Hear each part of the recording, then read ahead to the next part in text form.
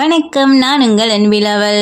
இன்னைக்கு கேக் செஞ்சுட்டு இருக்கும்போது தாங்க எங்கள் வீட்டுக்காரர் ஒன்று சொன்னாங்க. எப்போ பார்த்தாலும் கேக்கையே சுற்றி சுற்றி போட்டுட்ருக்க, சொந்தமாக யோசிச்சு நல்லா சூப்பராக ஒரு வீடியோவாக சொல்லு அப்படின்னு சொல்லியிருந்தாங்க. ஃபஸ்ட்டெல்லாம் நம்ம பேஜில் பார்த்தீங்கன்னா ஒரு ஸ்டோரியோட கதையெல்லாம் சொல்லியிருப்பேன். என்னை பார்க்கும்போது நிறைய பேர் சொல்லியிருக்காங்க, ஏன் அந்த மாதிரி ஸ்டோரியெல்லாம் சொல்ல மாட்டீங்க, உங்கள் வாய்ஸுக்கு ஸ்டோரி சொல்கிறது நல்லா இருக்குது அப்படின்னு சொல்லியிருந்தாங்க. சரி, அதையே நம்ம மறுபடியும் டிஃப்ரெண்ட்டாக பண்ணக்கூடாது அப்படின்னு சொல்லி தோணுச்சுங்க. இந்த ஐடியாவை பற்றி வீட்லேயும் ஃப்ரெண்ட்ஸ்கிட்டையும் ஷேர் பண்ணும்போது ஐடியா சூப்பராக இருக்குது, உன்னோட வாய்ஸுக்கும் இது நல்லா இருக்கும் அப்படின்னு சொல்லிட்டாங்கங்க. சரி, இது என்னன்னு கேட்டிங்கன்னா, பொதுவாக சொல்லுவாங்கள்ல, இந்த உலக ஒரு நாடக மேடை, அதில் ஒவ்வொருத்தவங்களுக்குமே ஒவ்வொரு ரோல் இருக்குது அப்படின்னு சொல்லிட்டு, அந்த ரோல் அவங்களுக்கு பிடிச்ச மாதிரியும் இருக்கலாம், பிடிக்காத மாதிரியும் இருக்கலாம். நம்ம ரோல் இந்த மாதிரி கொஞ்சம் மாறி இருந்தால் நம்ம லைஃப் ஸ்டைலே மாறி இருக்கும் அப்படின்னு சொல்லி நிறைய பேர் நினைப்பாங்கல்ல.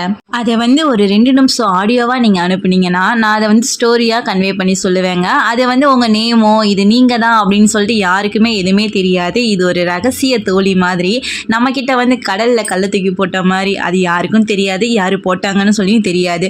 ஆனால் மனசை விட்டு பேசின மாதிரி இருக்கும். நம்ம கதை இப்படி மாறி இருந்தால் நல்லா இருந்திருக்குமோ அப்படின்னு சொல்லிட்டு நம்மளே கேட்கும்போது அதுவும் நல்லா இருக்கும்ல.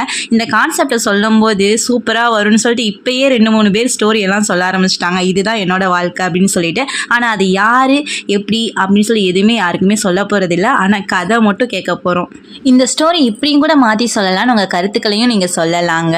அடுத்த ஒரு ஸ்டோரியில் உங்களை பார்க்குறேங்க. நம்ம தொடர்ந்து அன்பில் இணைவோம்.